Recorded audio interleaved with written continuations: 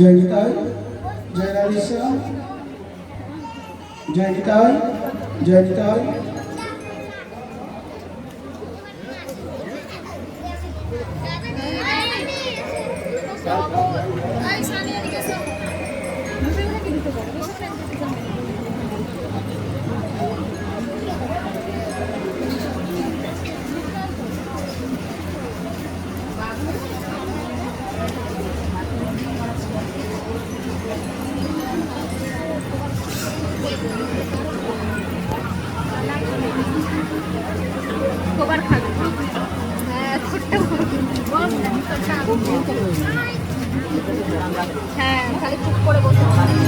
जय जय श्री गुरुदेव जय जय।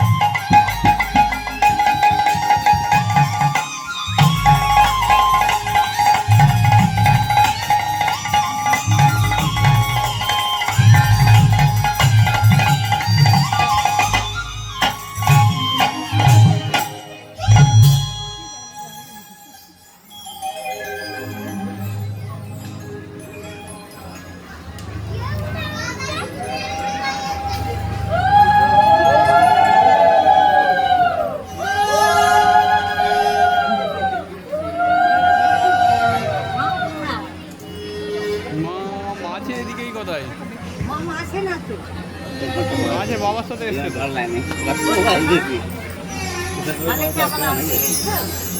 হ্যাঁ বাবার সাথে এসছে। বারাসাত যেতে তো বারাসাত চলে যাবে।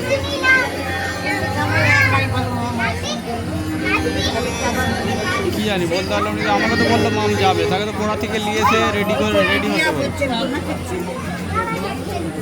তারা নন্দদাকে নিয়ে আসবে।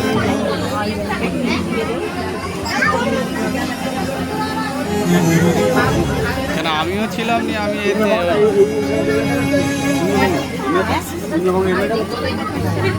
এই তো পূর্ণভঙ্গ শুরু হবে। হ্যাঁ না হলে একবার ভালো নাম আছে, ভালো নাম আছে বলতে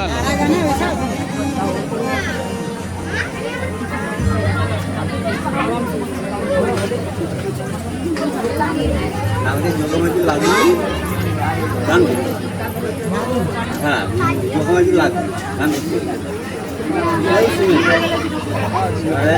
আরো বছর লোক যে বসে আছে আপনি গান করছেন শুনো অনেক ভালো দরকার সবাই ঠিক আছে হাত বসায় হাত খেলে পালিয়ে গেছে আমার লাগনি গান করছে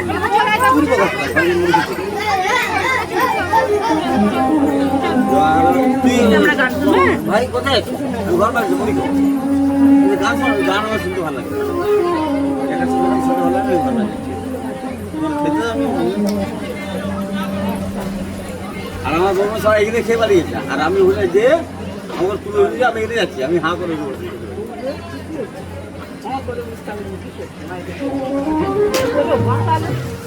চশমা পড়ে গেছে বেটা মানুষ মাকে মারবে আমার কেন বেটা মানুষ করে মাল খাই মা বাপে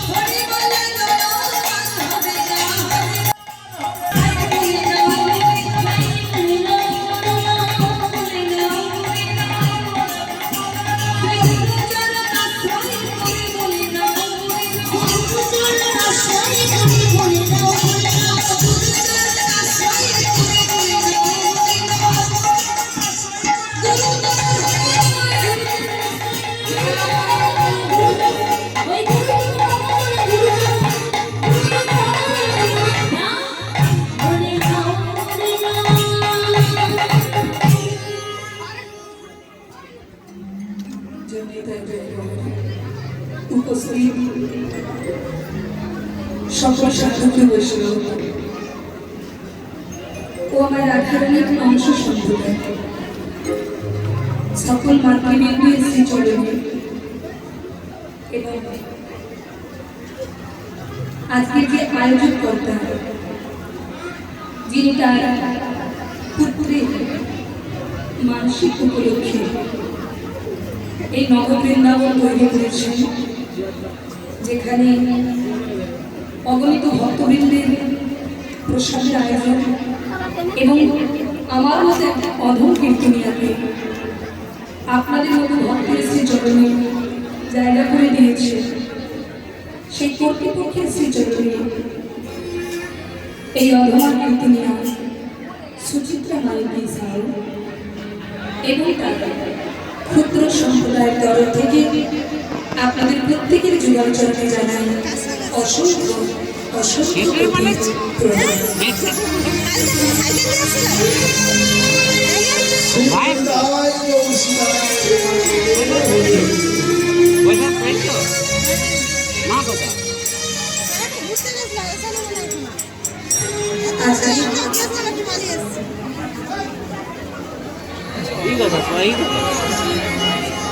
আজকে আমরা যে লীলা শ্রবণ করব, এই লীলা হয়তো আপনাদের অনেকেই জানেন, আবার অনেকের অজানা। যারা জানেন আরো ভালো করে হৃদয়ঙ্গম করুন, আর যারা জানেন তারা নতুন করে আর মৌসুমের সময় দেখাচ্ছে যে দিনটি বড় মামার ভক্তের চরণে দাঁড়াবার সৌভাগ্য আমি পেয়েছি। সেই শ্রী গুরুর চরণে ওইখান থেকে মাননীয় শ্রী গোপাল অধিকারী মহাশয় আমার শিক্ষাগুরু এবং দীক্ষাগুরু শ্রী শ্রী শ্যামসুন্দরানন্দ দেব গোস্বামী পালকে ওনার যুগল চরণে প্রণাম জানিয়ে, পিতামাতার চরণে প্রণাম জানিয়ে আজ আমরা যে লীলা শ্রবণ করব, আজ আমাদের আশ্রমের বিষয় ভক্ত রঘুনন্দন। আমরা লীলার মাধ্যমে জানব ভগবানকে পেতে গেলে মন্ত্র তন্ত্রের থেকে সবের ঊর্ধ্বে হল শুদ্ধ ভক্তি, সরল মন। তাজ আমরা দেখব একটা 5 বছরের ছেলে যে মন্ত্র জানে না, কোনো নিয়ম আচার আচরণ বিধি কিচ্ছু জানে না, কিন্তু সে কি করে পাথরের মূর্তিকে সচল করেছিল, আমরা লীলার মাধ্যমে তা জানব। তাই আজ আমাদের লীলার বিষয় ভক্ত রঘুনন্দন। ভগবান গৌর হরি আজ থেকে 539 বছর পূর্বে আমাদের মতো প্রতি জীবকে উদ্ধার করবেন বলে তিনি হরিনামের পাঠশালা গড়ে তুলেছিলেন। আজ এই হরিনামের পাঠশালা তিনি সর্বপ্রথম গড়ে তুললেন শ্রীবাস অঙ্গনে। দেখুন না, এখন আমরা কীর্তন করছি আর মহাপ্রভু কীর্তন করতেন। যে কীর্তনে যে নামে মৃত মানুষ বেঁচে উঠত, তাহলে সেই নামটা তিনি কিরকম প্রচার করেছিলেন। একবার মহাপ্রভু তিনি হরিনাম করতে করতে অগণিত ভক্তবৃন্দ সঙ্গে নিয়ে শিরোধনির পথ ধরে শ্রীবাস অঙ্গন থেকে চলেছিলেন। আর এদিকে যখন মহাপ্রভু নগর কীর্তনে বেরিয়েছেন, এই রাজা নগর কীর্তনে গিয়েছে কি না? গিয়েছে তো কি গিয়েছে? তা দেখবেন যারা নগর কীর্তনে গিয়েছে ওনাদেরকে দেখার জন্য অনেক মায়েরা যারা ঘরে চলেছিল ঘরের বাইরে বেরিয়ে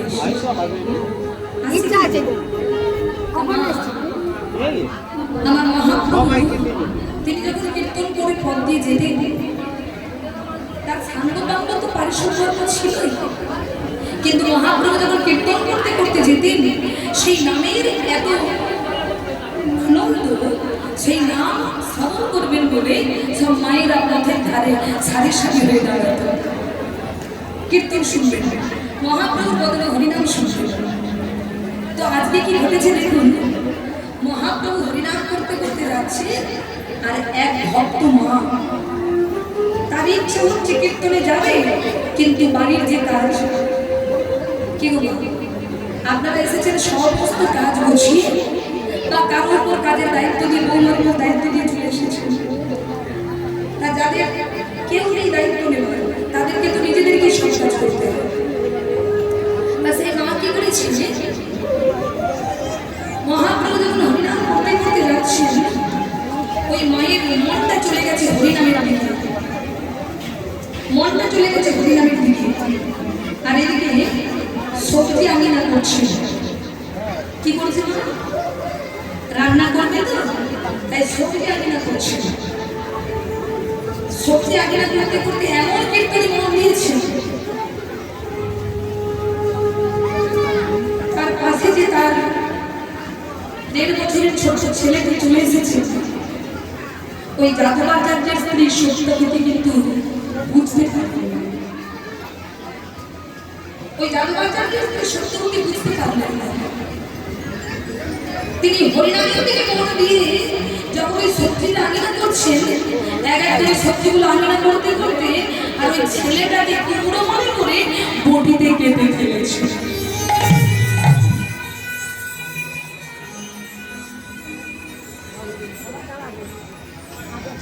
তখনও কিন্তু মায়ের জ্ঞান নেই,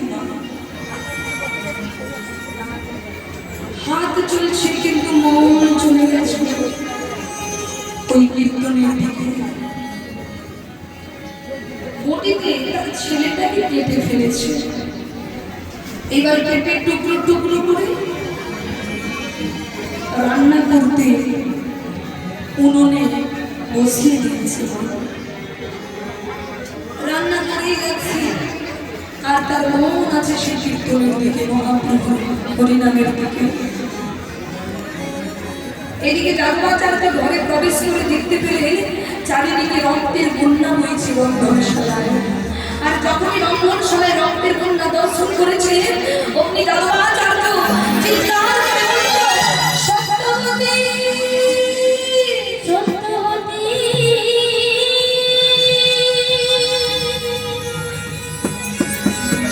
সত্যবতী, সত্যবতী, আমাদের সন্তান কই, আমাদের গোপাল কই, আমাদের পুত্র কই। কিন্তু সত্যবতীর এখনো চেতন নেই, এখনো তার স্বামীকে ডাকছে, সেই স্বামীর ডাক শুনতে পাচ্ছে না। সত্যবতী, সত্যবতী, মাথার যন্ত্রণা শুনতেই পারেন, শুয়ে পড়েছিল তবু সারা দিচ্ছে না। আর যখন সারা দিচ্ছে না, অমনি যাদবাচার্য সত্যবতীকে একটা ধাক্কা মেরে বলছে, সত্যবতী,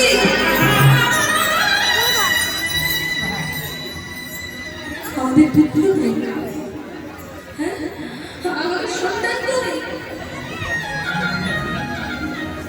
স্বামী কিছু বলবে, কিছু কি বলছো? সত্যবতী, আমাদের পুত্র কই, আমাদের পুত্র কই।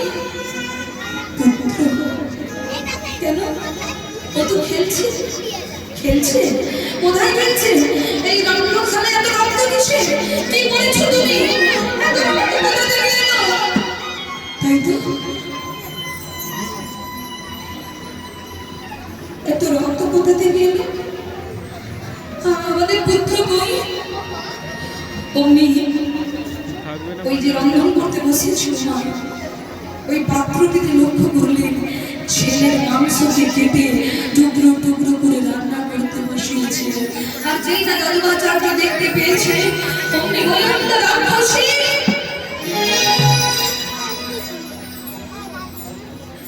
নিজের ছেলেটাকে খাবে বলে রান্না করতে বসিয়েছে,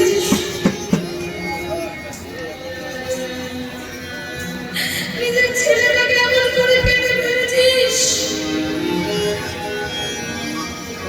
তুই বেঁচে আছিস কেন?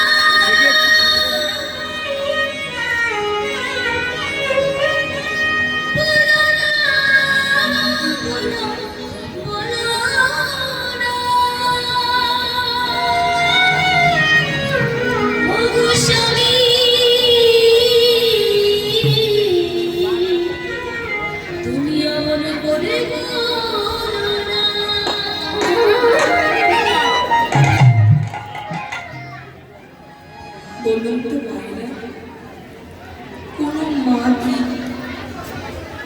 ইচ্ছে করে ঠান্ডা লেগে যাবে। তার সন্তানের মৃত্যু চাইতে পারে? এদিকে কোনো এদিকে মা দেখো। সন্তান যতই খারাপ হোক নিজের হাতে কি কেটে দিতে পারে? তার দেখছো তো? সব দেখা যাচ্ছে তো? সত্যবতী বলতে স্বামী, আমি কোনো ভুল করিনি স্বামী, আমি ইচ্ছে করে কাজটা করিনি স্বামী,